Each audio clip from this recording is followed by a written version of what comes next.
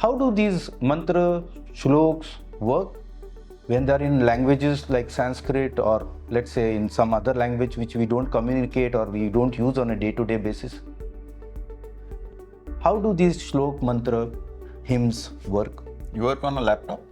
Yes, Which model? I don't remember. Which brand? That I remember, Dell. Dell. Okay. So Dell sells laptops in several countries. Correct. Some countries don't have English. The keyboard is not in English. You have an English keyboard. Yeah? Now suppose you're producing an output. Say a Word document or an Excel sheet, spreadsheet, or a PowerPoint presentation. You have MS loaded in it. MS Windows loaded in it, right? If I'm in China and I have a Chinese keyboard and I'm creating a PowerPoint presentation, I am typing in Chinese, Mandarin, whatever. The laptop created by Dell understands Chinese? No, laptop is not trained to understand Chinese. The laptop understands Marathi? No. So the laptop converts the communication that you type on the keyboard into binary digits 0 and 1. Correct. And then the machine can understand the binary digit language. And the machine can produce the output which you understand in your language. Okay? So what has happened? There has been a transmission from your end, there has been a processing inside the laptop, and there has been An output. an output. So input, process, output is happening. Input, process and output is a law of the universe. Your question was stotras and mantras and hymns, whether they work. So what is a stotra or a mantra? It is a composition. Correct. It creates an input in a particular language. So it could be a Sanskrit shlok, or it could be an English hymn, or it could be an Arabic hymn or a chant. The cells of the body convert the language into a universal language. Are you telling me that the Arabic anger is different from a Roman anger, is different from a Tamilian anger? The anger is common.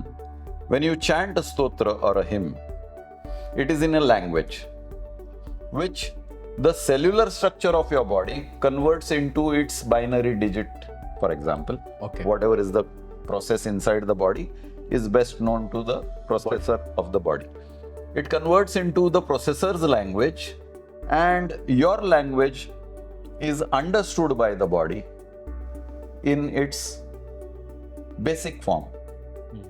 Now, some people call it quantum physics, some people call it vibrations. So there are certain vibrations created because every language has a vibration. Sound energy. Especially phonetics. When you are chanting, there is phonetics involved.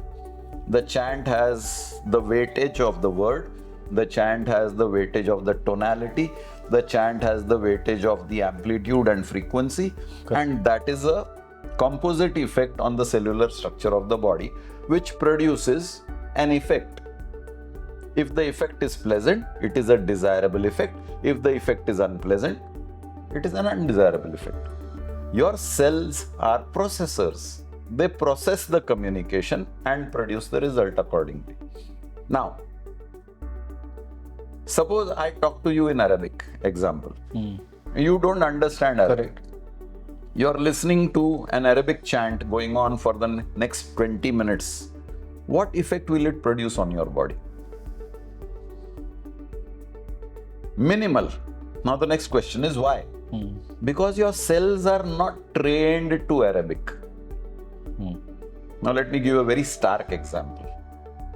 You are a Tamilian and you buy a dog.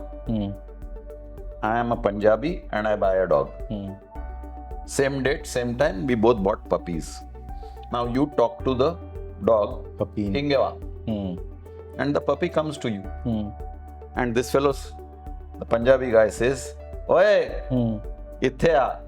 And the puppy comes. That Punjabi now talks to your dog and says Ithya. You will not He understand. will not understand. So what happened? Did the dog learn Tamilian? No, he understood the tonality of the word that you used, and by repeatedly saying Ingeva, he understood that it has to. So your cells got trained as you grew up in a particular language structure, Okay. and your cells now understand Sanskrit or Tamil or English or Marathi or Arabic or Roman. And then the cells start responding. You didn't start saying shloks from the first day you were born. You heard somebody say shloks. Your cells got tuned to listening sensory organ to the shloks that were chanted in your house. Your cells became accustomed to it, So you learned it. and therefore you understand. Now many adults chant shloks without knowing the Yeah, we don't understand only. meaning of the shlok. Correct. And yet the cellular structure picks up the vibration of the shlok. You may not get the full benefit because there is no understanding. If you understood the shlok and transferred the message to your cellular structure, the results would be better. Like the soldier. So let's say General said attack. Many soldiers don't know English, but they know attack. Attack means bhago aage, or maro. charge karo. So they have not understood the English. But if they understood the English, they wouldn't have to look at the partner. अरे general attack बोला, ये मेरा colleague है, वो आगे भाग रहा है, मेरे को भी आगे भाग. So he's not looking for cues. He understood the instruction. When you're chanting stotras and mantras without understanding, you're looking for cues. Okay. And therefore the effect is not as powerful as it would have been had you understood the mantra. So first thing is you did not answer my query that do they work? One. Second, now since you said if we have right understanding of the language, say Sanskrit or whatever the stotra or mantra is made of, or the chant is in whatever language, if we understood and said them, the effect will be more profound. Correction. I answered your question that if you don't understand the language, they work less. Okay. And if you understand the language, they work more. So I did answer whether they work or not. Acha. So how do they work? Now the question is, how do they work? How does the laptop work? You're typing A, B, C, D, E, F, G, H. The laptop has arrangements, permutations, combinations of 0 and 1. How does that 0 and 1 happen? I don't know. I'm not a computer programmer. I don't know whether programmers understand the binary language. Okay. I only know that the hardware has been composed in such a way that it understands certain communications. This hardware of the human body is composed in such a way that it understands certain communication. The communication comes in the form of vibrations. In the laptop, it comes in the form of keyboard. In phonetics, it comes in the form of vibration. So when I am chanting a stotra or a mantra, there is a phonetic and there is a meaning. When the phonetics and the meaning are understood, the effect is higher. When only the phonetics are operating and the meaning is not there, the effect is lower. Are there any specific stotra, mantra, hymns you would like say to advise? Yeah, because you are using the word stotra and mantra, many people will probably not connect. So let's use a word which is easily understood. These are essentially affirmations. So whenever you are saying an affirmation, you are instructing first your inner structure. And when you are saying affirmations in public, you are not only telling yourself, but you are also telling the people who are listening to you. So let's say I am chanting the Gayatri mantra. Then I am not only energizing the cells of my body, I am also energizing the molecules around my body, and I am also energizing the people who are getting affected by the sound waves that enter their ears with or without understanding. Some people understand the Gayatri mantra, some people don't understand the Gayatri mantra, but they are hearing the chant of the Gayatri mantra.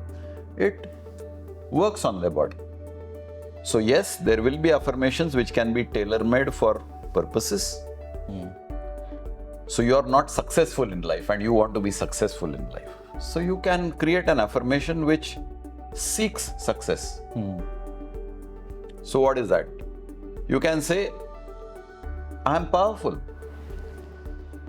Or you can say, I am strong. Or you can say, I am capable. Or you can say, I can do it. Or you can say, I can and I will, which is what we learnt in school. And then I landed up in a college which had a slogan, I will and I can. And I always used to wonder which is the right one, I can and I will, or I will and I can. And the first session conducted by the principal of the college, he specifically emphasized the slogan. He says, I can and I will is a very weak statement because you already know you can do it and you are doing it.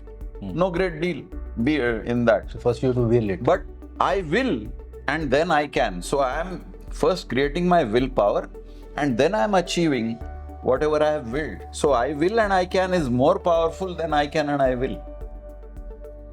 The point I'm making is that you can tell your body, your personality, your organism to go in a particular direction in whatever language you are comfortable with, because that is the language your whole organism has been cultivated in. So if from childhood you have been in Sanskrit environment, talk to yourself in Sanskrit. If you have been cultivated in a Tamilian environment, talk to yourself in Tamil, or Marathi, or Gujarati, or Punjabi, or Bengali, or English, or French, or Arabic. Wherever you are, whichever part of the world you are, tell the things to your body or your organism, whichever things you wish to achieve. So people have a misconception that stotras and mantras are connected to religion. Stotras and mantras can be independent of religion. It is simply a programming of your life. You program your life and take it in the direction you have defined for yourself. Choice is yours. Whether it turns out to be the right choice or the wrong choice depends on, again, majority minority. If majority people like your choice, it's a good choice. If they don't like your choice, it's not a good choice.